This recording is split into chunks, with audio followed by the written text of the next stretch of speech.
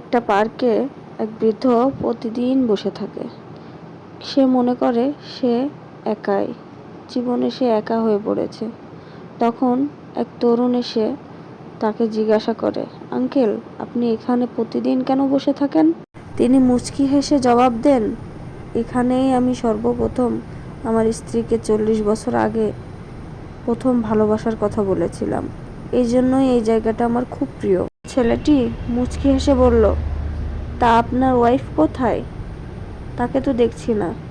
তখন তিনি মন ভারাক্রান্ত অবস্থায় বললেন, সে 3 বছর আগেই মারা গেছে, কিন্তু আমি এখানে আসলে আমি তাকে মন থেকে অনুভব করতে পারি।